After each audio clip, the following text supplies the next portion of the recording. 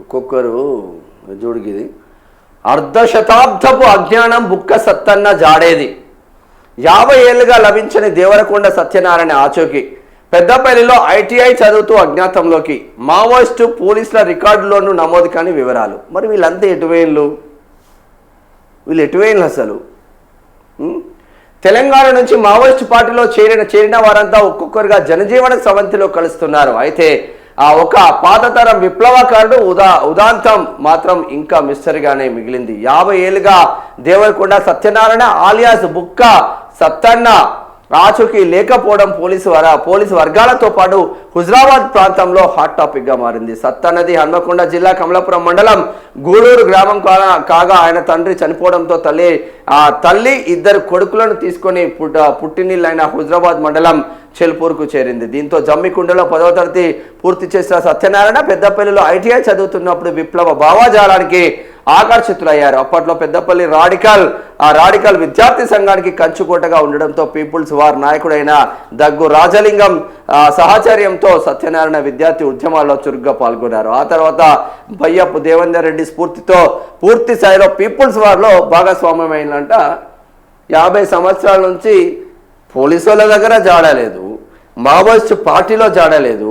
మరి ఏంటంటే చనిపోయిందా, ఏమైనా ఉన్నారా, లేదంటే మావోయిస్టులే ఇటువంటి స్లీపర్ సెల్లులను తయారు చేస్తున్నారా, అసలు ఏమవుతుంది అనేది ఇప్పటి వరకు జాడైతే లేదు.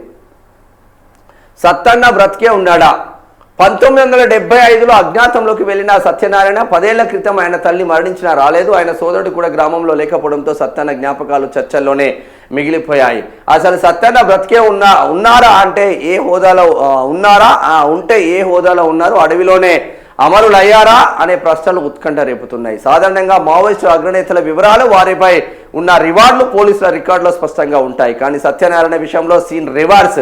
గతంలో ఆయన పీపుల్స్ వార్ ఆ పార్టీలో టెక్నికల్ డిపార్ట్మెంట్ అంటే ఆయుధాల తయారీ కమ్యూనికేషన్ విభాగంలో కీలకంగా పనిచేస్తున్నట్లు ఆ ప్రచారంలో ఉంది. ప్రస్తుతం తెలంగాణ పోలీసులు విడుదల చేసిన అజ్ఞాత నక్సలైట్ల జాబితాలో కూడా ఆయన పేరు లేకపోవడం హాట్ టాపిక్ గా మారింది. సత్తన్న వేరే రాష్ట్రాల్లో కార్యకలాపాలు సాగిస్తున్నారా, లేక అనారోగ్యంతో ఎక్కడైనా కన్నుమూసారా అనేది అధికారులకే అంతు చిక్కడం లేదు. రాష్ట్రంలో కీలక మావోయిస్టు నేతలు వరుసగా లొంగిపోవడం లేదా మరణిస్తుండడంతో బుక్క సత్తన్న పేరు మళ్ళీ తెరపైకి వచ్చింది. ఒకప్పుడు విప్లవ పథంలో వెలిగిన నేత కనీసం ఆనవాళ్లు కూడా లేకుండా పోవడం విచారకరం. పోలీస్ శాఖ లేదా మావోయిస్టు పార్టీ అధికారిక ప్రకటన చేస్తే తప్ప సత్తన్న అర్ధశతాబ్దపు అజ్ఞాత మిస్టరీ వీడేలా లేదు అన్న ఒక చర్చ జరుగుతుంది.